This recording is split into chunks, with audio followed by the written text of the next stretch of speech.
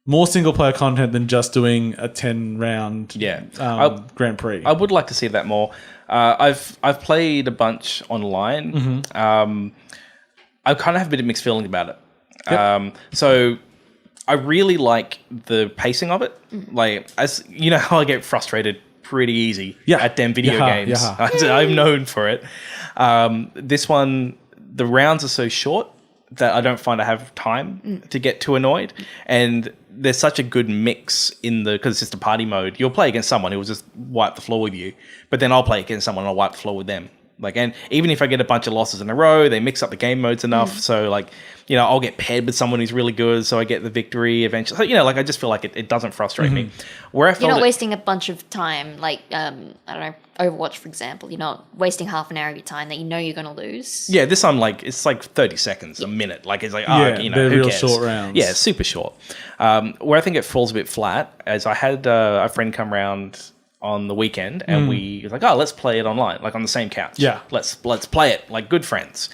And I think that experience isn't quite as smooth as what I want it to be.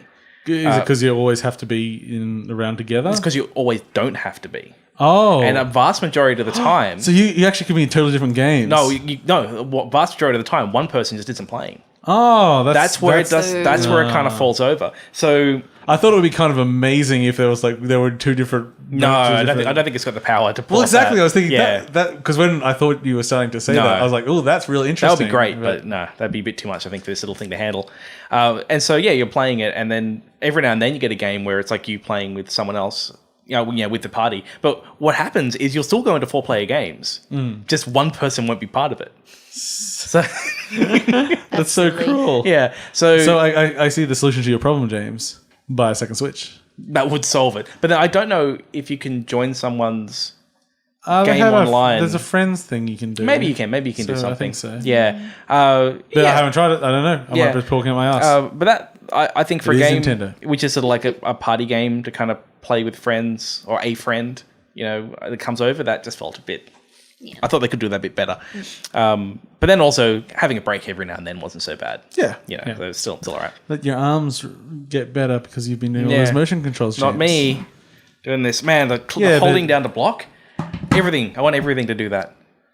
I love it. Like, just because when you get tense, you tense up. I also think it's a good I think design. it's genius. I really, I block all the time. But then you got to make sure you don't put out two arms. If you get two arms out, you can't block. That's where it's intuitive again. You punch once, you can't block. I think that's my problem. I'm very much like 90% of my attacks are not simultaneous, but they're like 1-2 punches. Yeah. And then I'm just... You got nothing to... I've got nothing to defend with. Yeah. Nothing. I'm just like, I'm dead.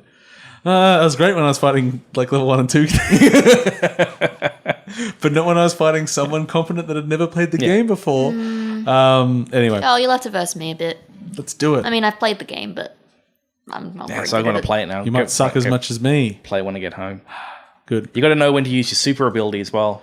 Yes, I found that. Because it's so easy to counter. You just block and you'll take fuck all damage. Well, also if you get attacked whilst you've activated your super, it's just gone counted, instantly. Yeah, and I found like I had to start really strategically using the counter. Like you need to wait. Like you got to wait for them to at least get one fist out because they can't block anymore. Yeah, and then you activate it. What I found when I was playing with my friend who had never played the game before. Yeah, I would say almost every single time I used my super, he would just counter it with his super and take me out. Like, or you can just dodge it. Like if you just mash dodge, you're fine. Let's go. Like, okay, I think we shall move on from ARMS. Really enjoy it though. Yeah, good game. Really good. Yeah, I am looking forward to Splatoon 2 next month though because I want the single player. And the multiplayer still looks good too. But yeah. Okay, let's run through some other bits for E3 that I took note of. So Monster Hunter World, which we talked about, we didn't say last week that it's not Xbox only. It's just on the Microsoft show. It is Xbox, PS4, and PC. I'll play it on PC. It is big. Let's call it Big Boys Monster Hunter. It looks a more mature art style, although it still has all the same shenanigans as regular Monster Hunter. Has running and eating meat and has little cats that you put in. And they cook. Yes. They cook like. I like that he's got like such a freaking shit-eating grin on his face. He's running away from these giant dinosaurs. He's like, I'm like, yeah, that's good. That's good. I mean, I kind of would prefer like being a little bit more of a stylized world, but you know what? You still got all that junk in there that's fun, but it has what one of the big holdups for that was always for me Monster Hunter, which is that instead of having discrete zones that you walk between and loaded, it's one big world. Yeah. And what that adds to it, other than the fact that it doesn't have the loading, it adds an ecosystem which interacts with itself. So there's a hierarchy of creatures. So you can just kite someone you're fighting to a bigger creature and let them deal with it. Or to a slightly smaller creature and let them take half the damage. And hey, now I've got an easier fight. So when's that coming out? I don't know the date. No. I was getting excited about it for a minute. It'll be next year at least. Yeah. But yeah, and PC is not coming out the same day and date. Okay. So they haven't said when that is. But yeah, I think that's looking really impressive. One of the games that didn't get much of a public discussion was Hunt Showdown.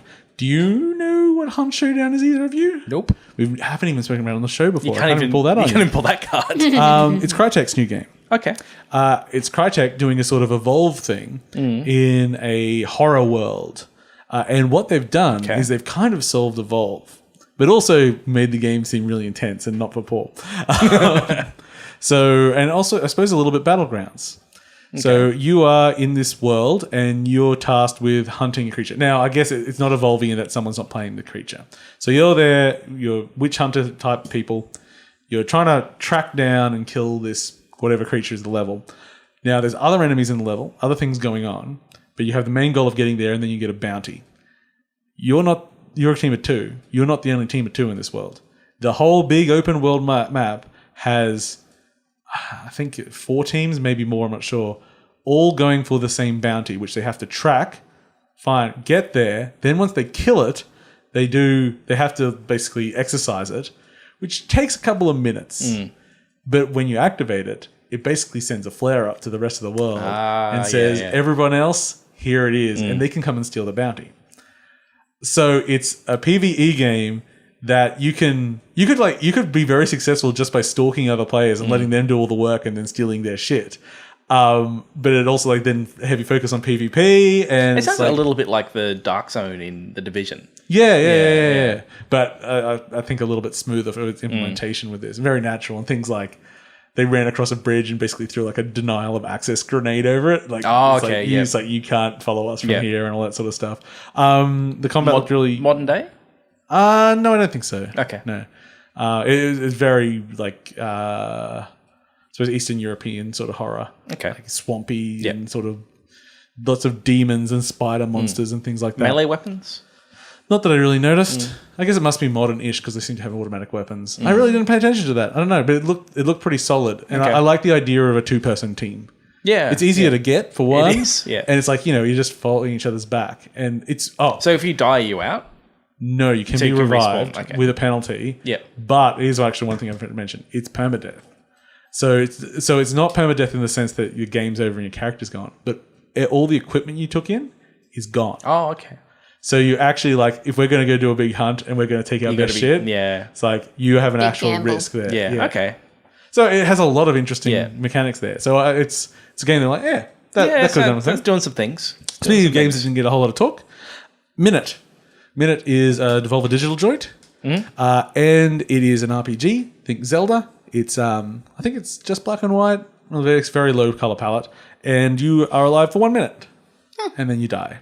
Okay. And you get to retain items between deaths, but other than that, you just wake up in your house every day, and you've got 60 seconds to try and save the world.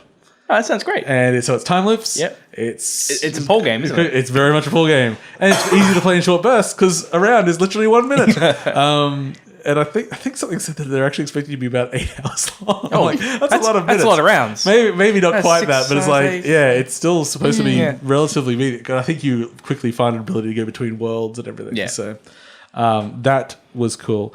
Sea of Thieves, I just wanted to mention because we were very, very negative on it. Yeah. It didn't have a good showing. And the general consensus has been that it's a shit game to watch. Sorry, I'm dying. Are you Please dying? don't die. Oh, but kind of like most things, when you do it with friends, it's very, very cool. And some of the friend mechanics, which we didn't highlight, were things like navigating the ship. Navigating the ship is basically a 3-person job. It's one person to steer it, and they can't see shit. There's one person down underneath in the whole, generally navigating from a world map, saying like, okay, we need to do this. And then you've got someone up in the crow's nest actually looking for like because okay. actually looking for landmarks and saying, "Oh shit, there's something ahead." So it's a little bit Artemis kind of thing. Yes, yeah. Except then, obviously, you also get to fight skeletons and run around and collect treasure. Okay, and I didn't realize have that cool kind of water stuff. effects. Yeah, that sounds interesting. Yeah, that makes it sound more interesting. And it sounds like a terrible fucking game to play if you don't have a group of. That was kind of what we were expecting anyway. So I just wanted to make that one. But the other big Xbox news, which slipped through unnoticed, avatars are back. Oh yeah, they're looking good. They're looking sexy. Yeah, they've jazzed them up. So, did you notice the first thing that they showed off with it, with the first character? No, what was that one? She had a prosthetic arm. Second character in a wheelchair. Yeah, the first time that there's been with making our characters, other than just trying to have variable faces, which even then I'm going to use the word problematic, but I just mean like there are so many faces. If you don't really think it through, you do end up making someone feel upset that they can't be there. Yeah. So now they're taking that to more of like the entire experience of like there are a lot of different people with a lot of different circumstances in life, and they all play games, and so they're not. So the whole thing's built in Unity. Okay. It looks cool. I don't know if anything from the old system is going to carry over. I wouldn't be surprised if nothing does, but some people were holding out that they'll be able to get their Optimus Prime helmet or stuff. I think I've got like a Destructoid helmet. I wonder if you're still able to keep your old one if you want. You can just choose to opt in to the. Yeah, I'm not sure. new- But I like avatars. I always liked that I still system. like Mii's. Yeah, I do. yeah. I like them when it comes to, especially multiplayer, like a representation. Just looking at a friends list and seeing a physical representation of someone doing something like, hey, they're in a game and like that's being shown off, and they've dressed up to represent themselves. That's kind of fun. And then when you do take it into a multiplayer game, like Doritos Crash Course, And they're in there running around. and we're all running as our actual Yeah. people running. It's like great. I love it. It's fucking fantastic. And like when we're playing the Mii's in like Nintendo Land or something, and it's all us running around. I mean, sure, it's cheap, but it makes me smile. Bring back avatars. Do it. Oh, Nintendo Come on, keeps Sony, bring back home. Yeah. Did you ever spend much time in home? I loaded it up. I think I went to go play bowling, but I couldn't because You had to wait. I had to wait, and then I quit. What a time to be alive. Yeah. I couldn't do anything at home. I couldn't even work out how to start. It was I was like, I'll put on a shirt. It's like the shirt costs money. I'm like, oh, just any shirt will do then. And Was it real money? Yes, Yeah. you could buy real things in there. It was weird. It was things like you could go watch. It's like I'll go to a theater to watch a trailer, and there's literally an ad in front of it. yeah. And stuff. It was that time when Nintendo would do a thing which they and spent they- a lot of time thinking about and refining and making work, Yep. and then Nintendo and Sony would look at and go, "I want to do that too," and they just fail at it. Nintendo Yeah. do a thing, and then Nintendo and Sony say, "I'll do it too." Yeah. I mean, Microsoft and Sony. Oh. Sorry. I don't think it. I really don't think it's that direct half the time. I think a little bit, but I think I think with those them avatars. I think with all the motion controls. oh definitely. yeah. Yay, PlayStation Move. Gavatars. That's a word I haven't heard in a long time. Gavatars. That's a name I haven't heard. That's right. That's Star Wars. Have you heard of it? What? Star Wars. What? It's a film. Remember starring, Chewbacca? Star Wars. Looking forward Thumb to that. Wars? Thumb Wars. Thumb Wars. That was a classic. That was. Have you ever seen Thumb Wars, Amy? Roger that, Nasty Butler. I hasn't. I'm ending this transmission. Let's make more references. Girly giggles. Half now and half when we get to Eldaron. I've seen Spaceballs though. I want my giggle back. great. Spaceballs is good. There's no hyperdrive. I'm a Morg. Half man, half dog. I'm my own best friend. That made me happy. R.I.P. John Candy. Anyway, and I think so. A little bit more on the Life is Strange Before the Storm bullshit. Yeah. So we said last week that Chloe is not being voiced by Ashley Birch because of the actors' strike on that, and that's okay. Apparently, the acting's the voice is very close, which I don't know if makes it better or worse sometimes. It's so kind of. It is weird. Like we need to find a voice alike for someone you could just hire. It's not like Yeah, but they got to agree to the Screen Actors Guild stuff, and they don't want to do that. Anyway, the other bit of bullshit is that Max is in the game, yeah. What? but only if you pre-order it as an epilogue chapter, and it's the only way they're allegedly giving it out. What? Yeah. If you pre-order this game, which looks like shit, you get an extra like farewell. It's like last farewells or something chapter with Max in it. I didn't really like Max. No, Max is fine. I liked my Max on the whole. She was She was very confused. Yeah, oh, my Max wasn't confused by the end. She was pretty headstrong. It's a good game. Mine was still confused, but you've gotta get rid of Well, Chloe. I mean, not to make it a Life is Strange thing, but that was one of the things I liked about role playing in it. That it was the whole time being able to redo things and be hesitant and not being sure of things was such a great metaphor for being a teenager and everything. So that by the end of the game, I actually wasn't using that gameplay mechanic. I was just making a choice and sticking with it because at that point I knew what I was doing. I like to see the options. Yeah, it's still fun to see the options explore, and that's my experience of it. But I like that the game, which is not an open-ended game, it's a pretty direct narrative. You don't really have much in the way of exploring out of that narrative, but it still gave me an area to actually role play in it, which was good. Sometimes I wonder if it's completely on purpose, but at least they made something good, and I'll give them the benefit of the doubt until they really fuck up. Yep. So this next one goes. Yeah, but this isn't Don't Nod, so I can. Yeah, as we said last week, this is Nods Ahoy. That's right. That's right. I think that was all the other E3 little things I had to mention. Oh yeah. We can see the whole tech demo of Beyond Good and Evil 2 now. And you will love it. You're all over it. It makes me so angry. Everything about it is just fucking horrendous. It's what James It likes. makes me sad. It's going to make a character. Yes, It's going to go off and get some loot. Make your own character in a big, open, procedurally generated world, but with handcrafted areas. There's a big statue. Yeah, the sense of scale is amazing. Yeah. The engine is unbelievable. The fact that you can... you're in a large ship, and then you fly a little ship out of the large ship. Then you fly out with your jetpack as the monkey character. So that's all in scale, and you land on a giant statue, which is hundreds of feet tall. And as in the tech demo, they're approaching the statue, I'm like, oh, the texturing is actually a bit shit on that. Like, you can see sort of where it's like breaking up level of detail. And then as I got closer, I realized, oh... That's the plating. That's the steel plating of the concept, because they've basically gone down to rivet level of the textures on here. And we can zoom naturally from rivet level on a surface to universe scale without any... Yeah. It's just like, okay, that's...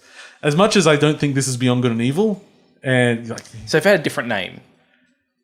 maybe. I still don't know what's good about the gameplay, but the tech looks freaking fantastic. So hopefully they can make a good game. And then when they, near the end of the demo, they did a fly-through of a bunch of planets, and the geography of what was being laid out looked a bit more like a real planet than something like No Man's Sky, where there actually felt like rivers and valleys and like something, a terrain that made sense. Do you reckon that Mass Effect Andromeda are looking at it, going, oh, that's the kind of stuff we wanted to do?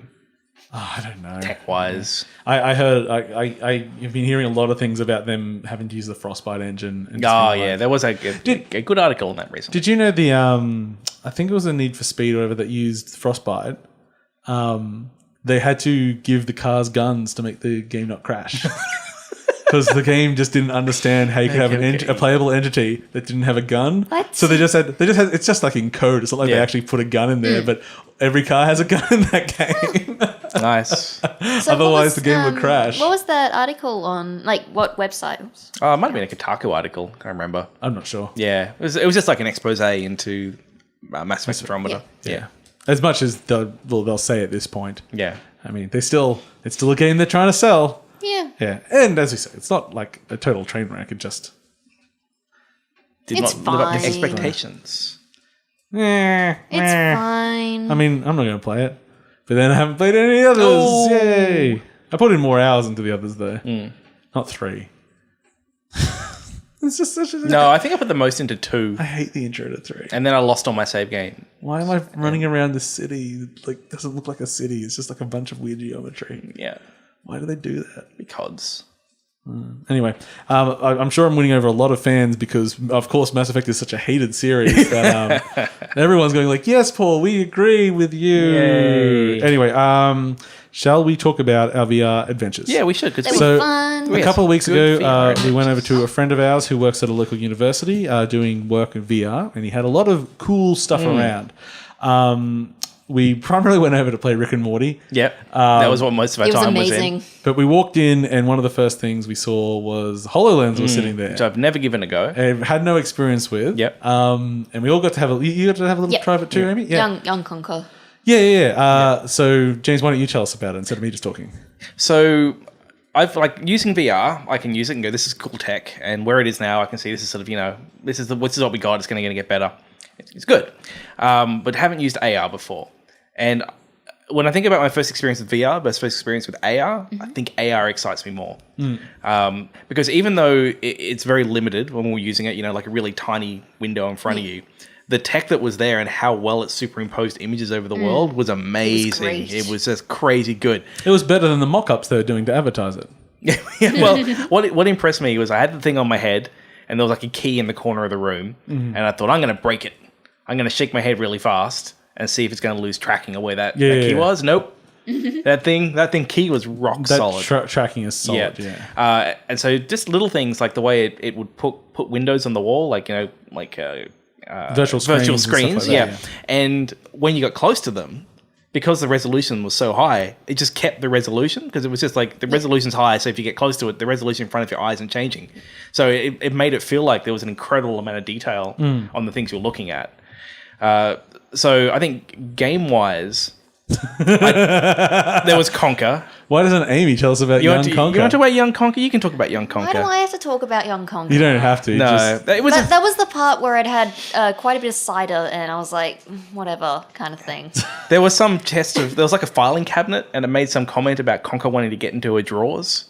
Oh, I don't think I was listening to anything that was being said in that game. Was some, no. It seemed pretty painful. Look, I mean, it was just showing off. It was just, I don't know, not Conker. It was good. It was good because the game itself is primarily just looking around and Conker runs where you look and you're picking up some coins. Like it's super exciting. But the thing is, it was clever. It put it into a world and you actually had to navigate the world and he's running up the walls in the room and it's like a really great effect. And I could not believe at this point of that technology, because I've been quite a doubter of HoloLens. Not because I don't think it's a great idea. I just don't think that the hardware and software would be good enough yet.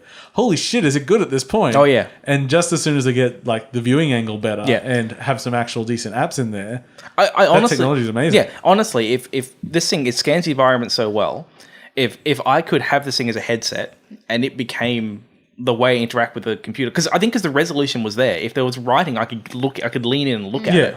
And so I could see something like that replacing like a screen. Yeah.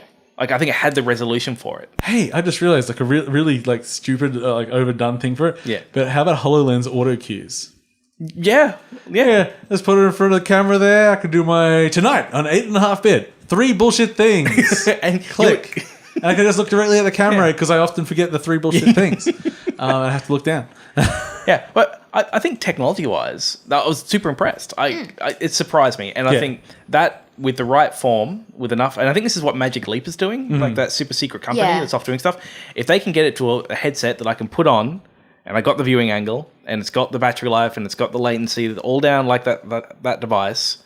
I reckon it could be a game changer. Yeah, I really think so. It was actually kind of what I imagined a Google Glass would be like, except, without all the room mapping stuff. Yeah, it was great. It was actually really cool watching the room mapping on the computer, because you could it's using the Kinect technology to scan everything, and you just see it constructing the room, like the virtual room. It's amazing how fast it did that and just didn't break the illusion at all. You hit a button, you could see the scan. And it was like you just see like the webbing from all the go across all the walls. That made me very excited. It is cool. So other than that, it's not really game stuff. Not really great game stuff in there, but it was cool to use. Yeah. So then we were playing a bunch of stuff on the Vive and Oculus. So Rick and Morty, we all had a little bit of play in there. There was a plumbus and it made me happy. Once I got in, I just played through the rest of the game because I had a good time with that I was game. sad because everyone told me to get off and let everyone else have a go, but then Paul just took over and I was sat on the sofa just drinking my cider. Classic Paul.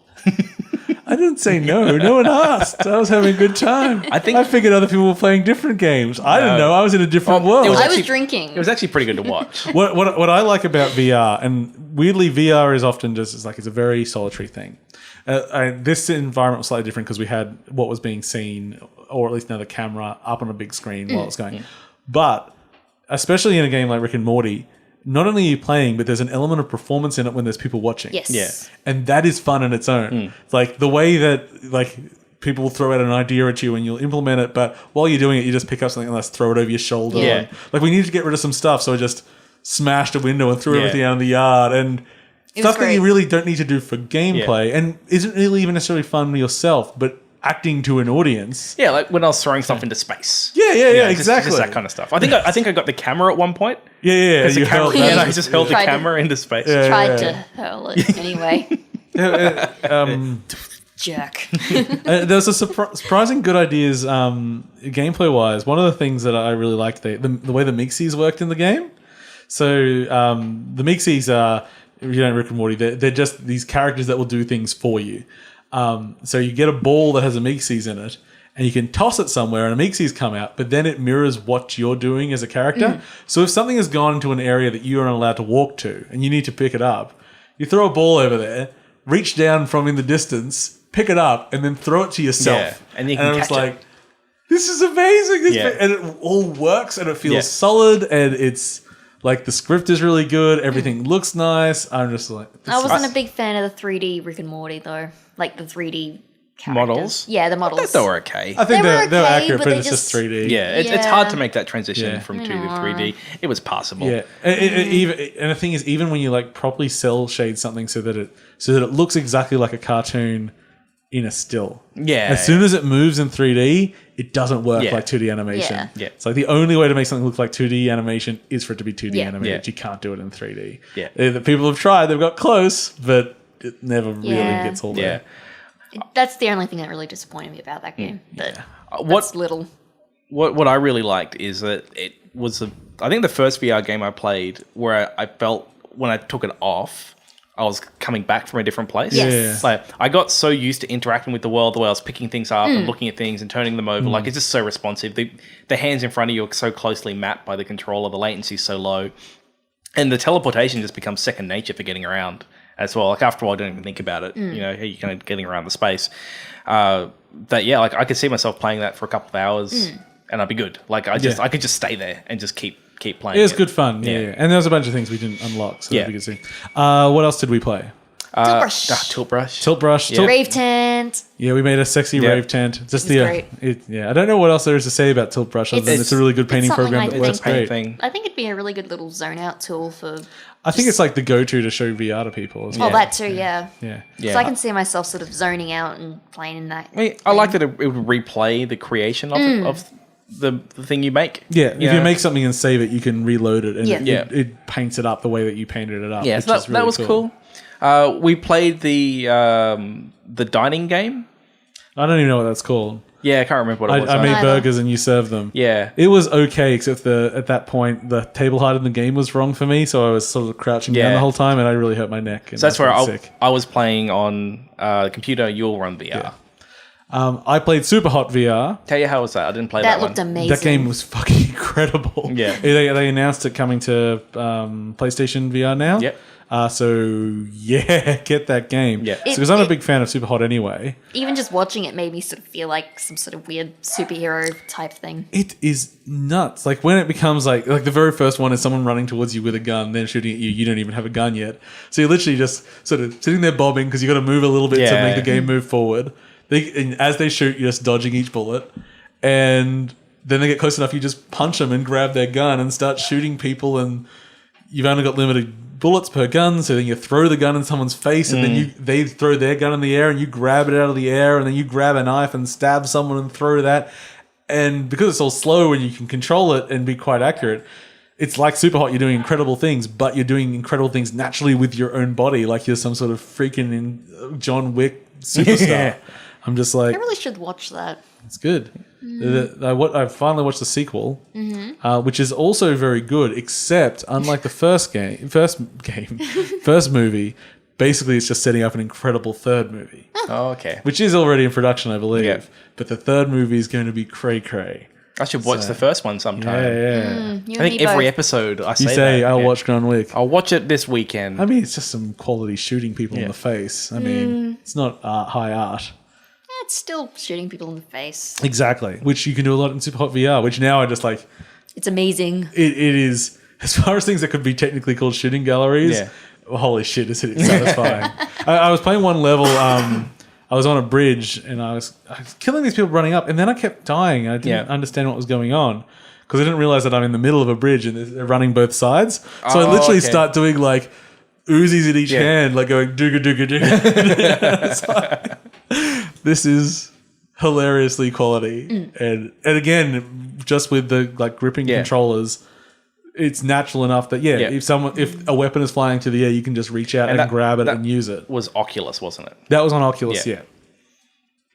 Did you have any strong opinions on Vive versus Oculus? No, it's now that they've got motion controls on the Oculus, they're pretty much the same. I think they're kind of much of a muchness to me now. Yeah. The difference being that Vive's room scale is better. Yeah, and it's got the remote cameras. I think at the Vive, you don't have to run cables. There's a little cube. Oh, you mean yeah. They're like wireless sensors. Think of them like the Wii sensor bar, as in they don't sense shit. Oh, they're just markers, basically. Okay, I thought they were sending information back. No. That's why it's a good design, because you don't have to run it all back. It's all through the headset. Gotcha. But the Oculus is the opposite way. I think they're actual cameras. And those you set in front of you, which means they're really good mapping until you turn around and they can't map you anymore. So well, I think after playing Rick and Morty, having that ability to just turn around and it's fucking incredible. I don't want to be. I guess it depends if you want to play a thing where you're anchored to a seat, then you're not really going to turn around. But if it's like a room-based thing, then you're going to want to walk around. Yeah, I still am not going to spend money on VR, but I certainly will when. Yeah, it's a little bit cheaper, and the next generation of stuff comes I currently out. have a little stash of money that I keep kind of putting in. So it's my VR fund. And so I think once that gets enough, and probably maybe the Vive 2 around that time, I'd be like, give me some of that sweet VR. I like to try when they're wireless. I like to try and get friends that have VR. It's like I'll just come over. You need some rich friends. Yeah, rich friends. Are you a rich friend? Are you a rich person that needs some friends who like to talk about video games and touch Cats?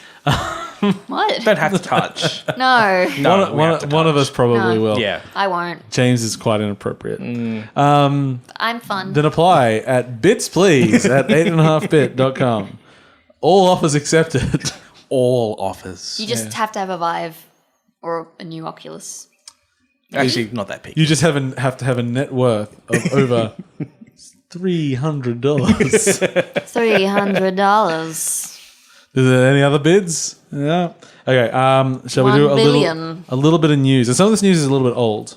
Oh, but Nah. if I haven't heard of it, it's new to me. Yes. That's what news is. It's Killer new. Instinct is coming to Steam, which tells you a lot about Microsoft's marketplace on PC at the moment. But also nice that they see that as better to get the audience than it is to force people into a marketplace that they're not going to use. Yeah. There has actually been a little bit more motion on this since it went on here. Take-Two took down Open 4, which was GTA 4 and 5 single-player modding tool. Yeah, they took it down with cease and desist because it affects online, which it doesn't. But they said someone recently found a way of doing it. We haven't worked out who that person was or how they did it or anything. So it resulted in GTA 5 getting its Steam's rating down to overwhelmingly negative. Yeah. Which also, it was still in the top sellers. It was like as much as that was like a thing, it's like if people still bought it and it has sold approximately 700 billion copies. So I watched a really great GDC talk on releasing a game on Steam. Yeah. And they were talking about like the sale. Actually, it was a talk from Ark. Yeah, you remember when Ark released the paid DLC? Yeah, that everyone was furious They about. knew that was going to happen. But they still did it. Yeah. And in hindsight, they were still glad they did it because it gave them a bump. Like, it made more money and the people played it and enjoyed it. Like, it actually ended up being a beneficial thing for them and the community. Oh, I remember us reporting on it being bullshit and also ending that report with saying, and it's in the top sellers right now. Yeah.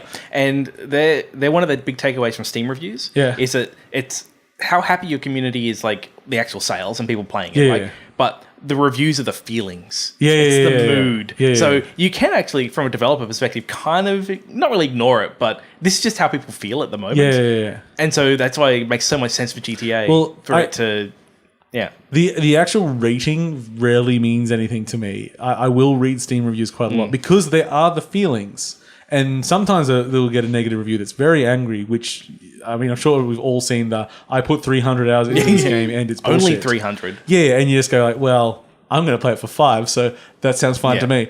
And then the people that have very specific problems or they have... I actually really enjoy Steam reviews. I say enjoy them. I find Steam reviews really, like...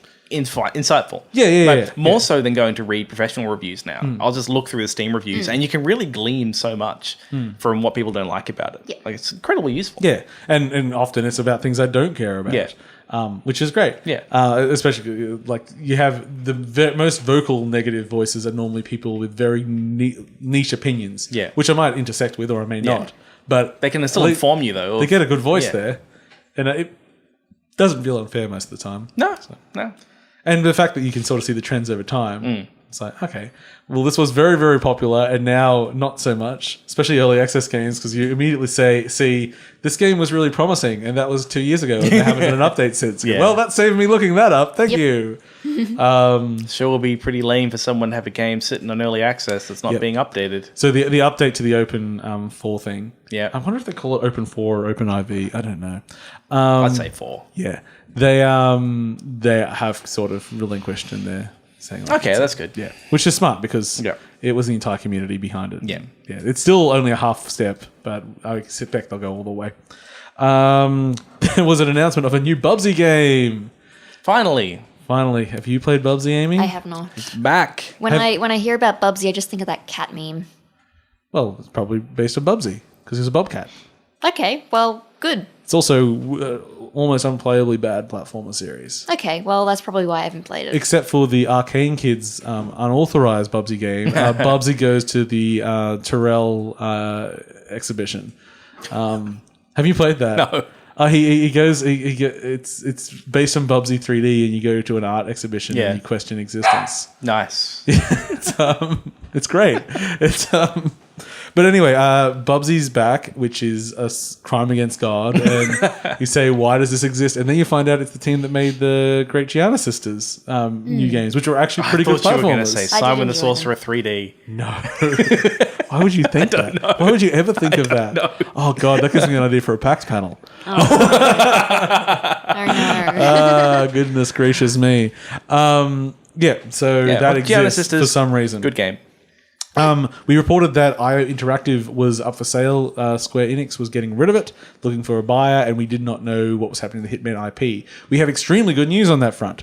IO Interactive have been bought by IO Interactive. Yay! They are now 100% independent. Excellent. And they took the Hitman license with them. That's good. We don't know about other licenses like Pocket Ninjas or Kane & Lynch, which I actually do enjoy Kane & Lynch quite a lot. I think after seeing the critical success. Yes, the critical success, Hitman, maybe not. I don't think it was like a crushing failure financially, but it wasn't Square's. Yeah, well, projections. it wasn't hitting their standards. Square had some crazy projections though. I remember like back the whole Tomb Raider thing. It's like it sold like 7 million copies, and they're like, oh yes, it's underperforming. Yeah, like what the fuck do you want? No, that's really yeah. good. Like, I would love to see more Hitman. Yeah, and I love the episodic structure. Yeah, it's fantastic. Yeah, and the people that are into it currently like it as well. Yeah. So hopefully that continues, and we'll see more of that. The Steam Summer Sales are on at the moment, I actually haven't looked at them. and I would like to recommend using Steam DB database. That's what DB stands for. Oh, that's what it is. Using it to look at the sale, because one of my problems is that I have a large library. You do. Yes.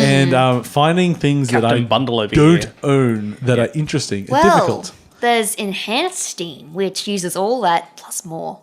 Well, potentially they're probably getting a lot of stuff from They Steam do. DB with That's that. the entire So thing. I mean, I've got It's a some. plugin. So I've got some plugins with there and everything, but with this at least you can sort by the percentage of discount as well.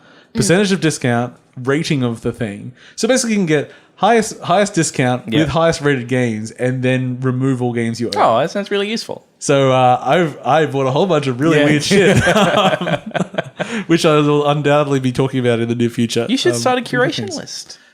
See, the problem is I don't care. Oh, there's I just- your, there's knew your you were problem. gonna I just say want to that. play the games, but I probably should. Some of the Yeah. smaller stuff actually probably should go and put reviews on and everything, Yeah. because some of them are literally like, we have 2 reviews and we would like more. Yeah.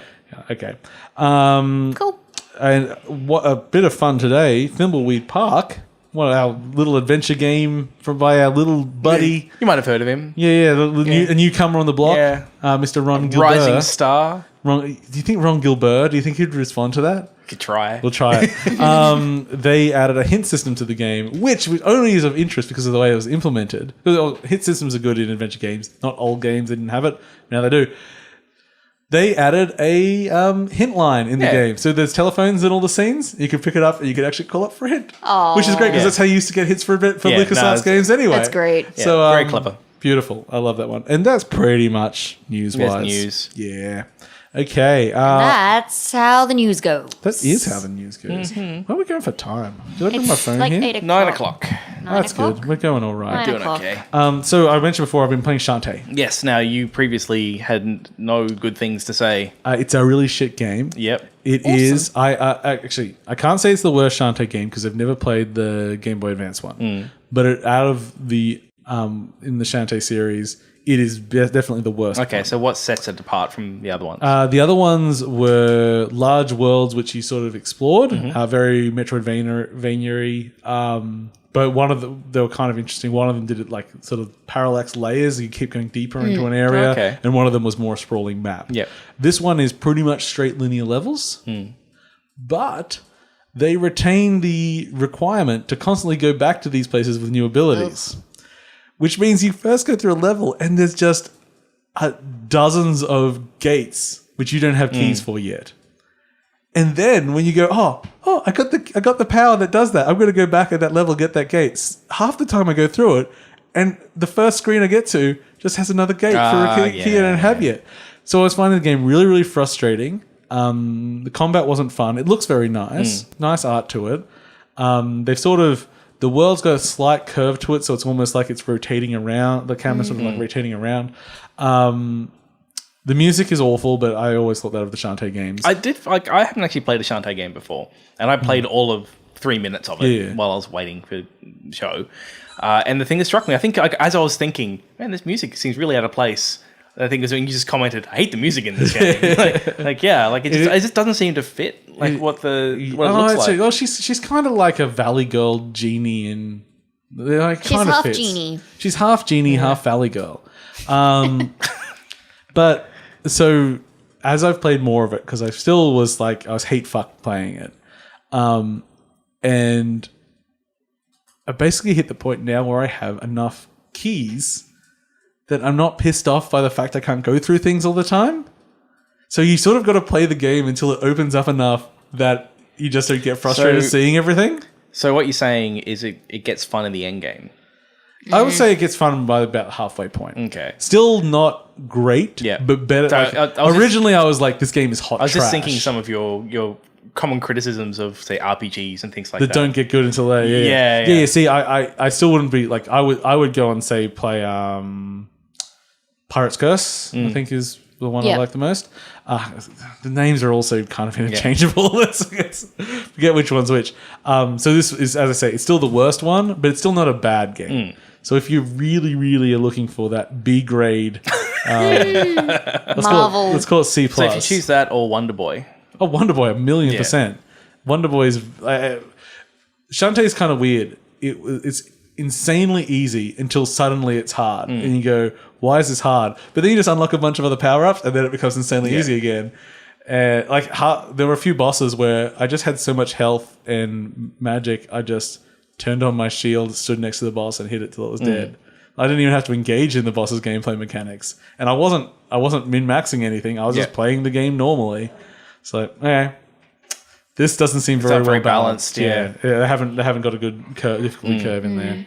And when I was dying, it was things like forced scrolling sections. And actually, this is the thing. So one forced scrolling section is you're being chased up a tower by a creature. Now, as you go up this tower, sometimes the path splits. Sometimes that path splits to one of those gates you can't unlock yet. Oh god! But because you're being chased up, you can't go back. That's bad. It's an instant death if you go back. Well, you start at the bottom of the tower again, and it's not a short climb. Yeah. Okay, that's bad level. I'm like, and then when I go back there later in the game, because I've already defeated that boss, the thing's not chasing you anymore. So you're free to. How about as a it's always good to like tell other people how to do game design. You start exploring the tower before you get chased, so you know the optimal path, and then you actually have like a difficult race up the tower that you've now become accustomed to. But no, that's what an interesting gameplay design might have been. This was just like, I don't know how many times I died. I just got so frustrated. I was like, I'll experiment with this, but I can probably do that. Nope, can't do that. Fuck. Oh well, I guess I got to do the entire thing again. And if I'd known that that I only ever had to do it once in the entire Yeah. game, maybe I would have just rushed to the end and not tried to collect things on my way and do other things. But I don't know that.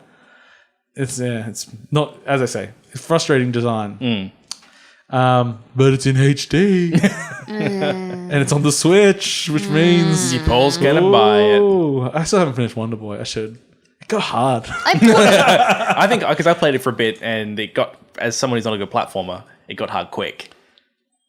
And that's How? I get to some desert place. Oh, yeah, you didn't even get to No, I hardship. didn't think so. I didn't think I That's did. like that's pretty good. I bought it. I started it up. I just haven't played it yet. It's just so pretty. It is so pretty. fucking pretty. It's actually my go-to of showing off the Switch graphics. Yeah. Too. Well, it's not even showing off the Switch screen, but also just like look at what this developer did. Yeah. This is crazy good. The wings and the bird. Oh, they're so pretty. Everything's so good in that game. What else have we got? James, you got a few things. Yeah, so we had Killing Floor 2 come out on PlayStation Plus this month. I still haven't loaded. Yeah. I played Killing Floor. I haven't played the second one yet, even though I think I have it on both PC and PS4. Yeah, and I'd never played a Killing Floor game before. I had no idea what it was, but it was free, so I gave it a go. I think it's Call of Duty Zombies. Yeah, pretty much. Not quite. Yeah. So I gave it a go, and I hated it. I hated it so much, and so I quit. I hope this is the end of your comments, and then we just moving on. Yeah. Okay. No. Thanks for that. But then I was not enjoying the shooting. It's sort of horde mode things. I'm not a big fan of horde mode. I didn't quite get how I was meant to be working with people. I just wasn't really enjoying it. But I was tired at the time, so I came back and gave it another go later. I found a second attempt. I enjoyed it more. I was playing a healer, so I figured out that I had a gun where I could shoot people and heal them. I love shooting people to life. Yeah, I like you kind of play through like a series of waves, and then there'd be a boss you'd take down, and the boss would have a certain strategy to take it down. It's like, okay, it's like doing a bit of a MMO dungeon or something like that. I'm like, I kind of like that kind of thing. MMO? A MMO. Yeah. Anyway, continue. Dungeon. And then I found after by about the fourth game, I was kind of doing the same thing. Yes, it's a very repetitive genre. And over again. And I got bored and quit. I think if I was... The story of your life. Yeah. Don't get bored and quit that. I think if I was really drawn by unlocking cosmetics, I'd probably really like it. Yeah. I just don't care. Fair enough. Killing Floor falls under that area of games, which is I've got a crew of people that I like to hang out with and chat to. Yeah. And this is what we do while we chat. If you think of it like a chat room, then it kind of makes more sense. I mean, it's still far more interactive than a chat room. Yeah, I mean, I enjoyed it more than Payday 2. But Payday 2, I just actually actively disliked. This, I just was kind of bored. But, like the shooting was fine and the characters were fine. I think I was going to put that on the box. James Bowling, fine. It's your box quote. Killing Floor 2. Fine. This is fine, ... fine, ... fine.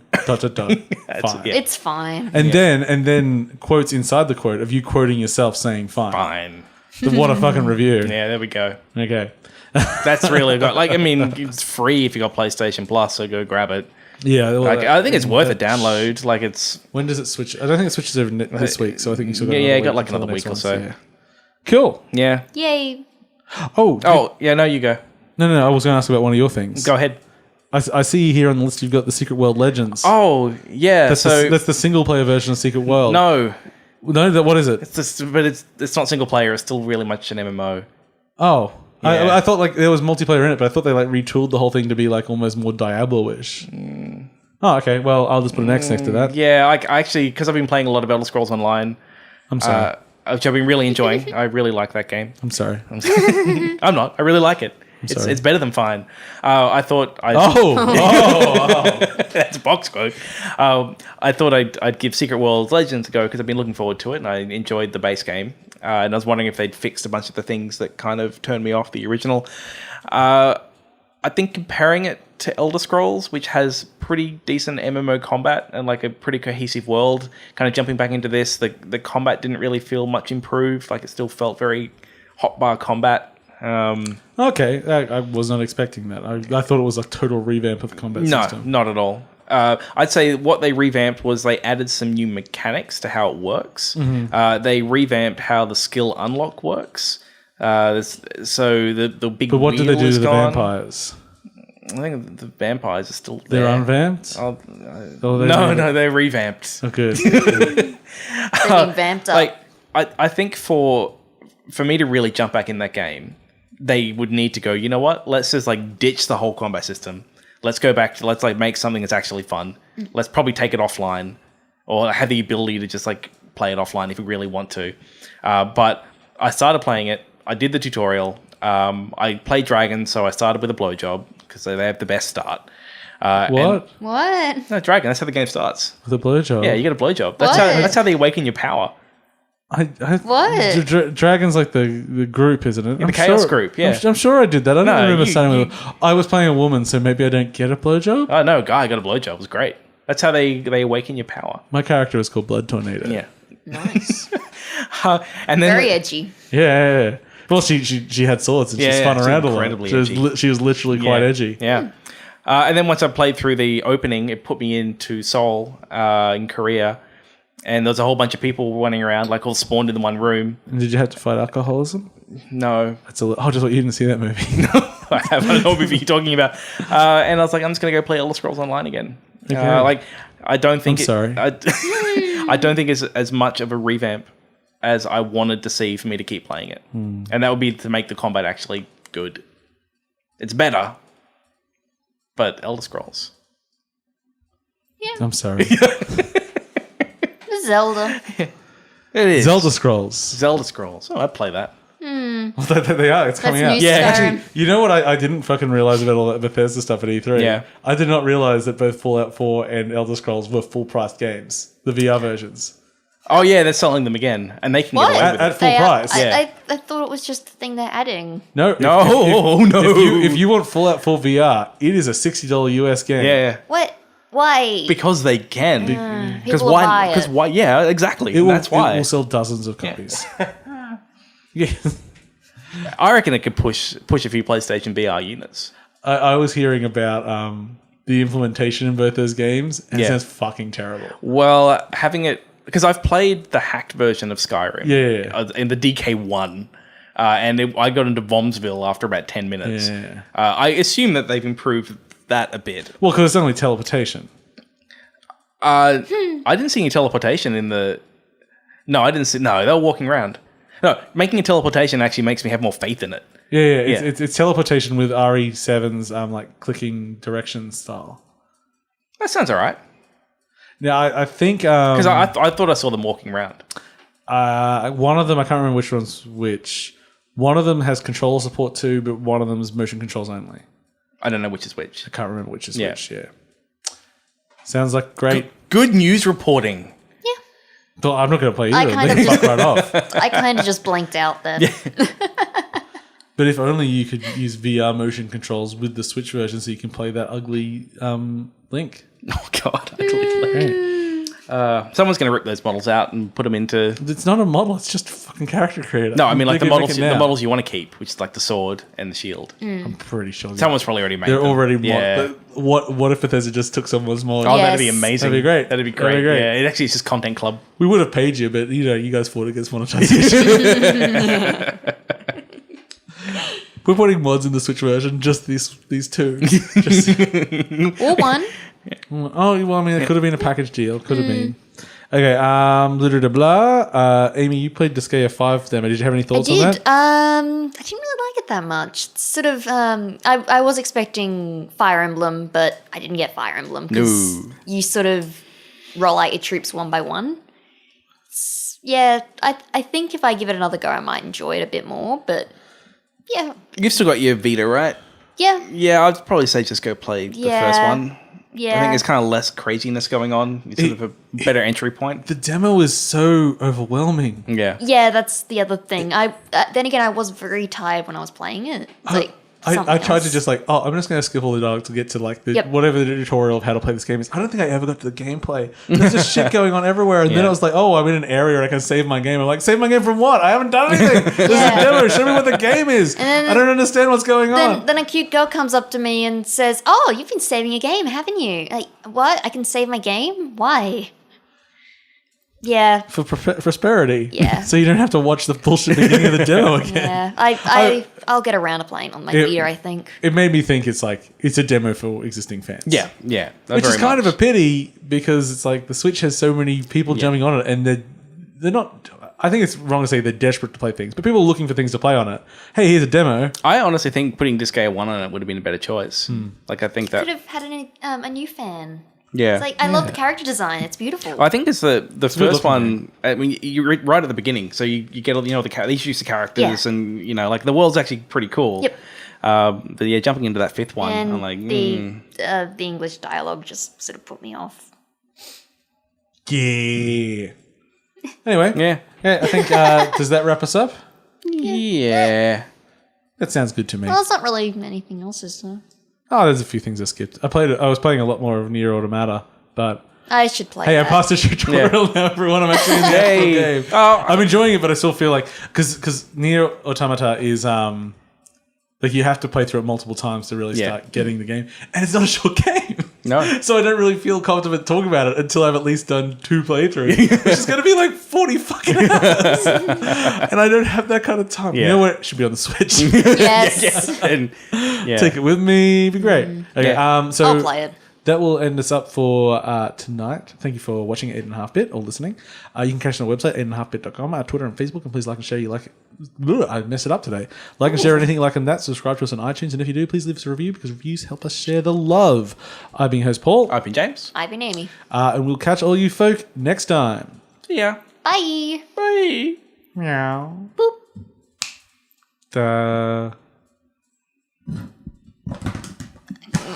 I'm tired. Video games. Yay. Video games. Video games. Yeah.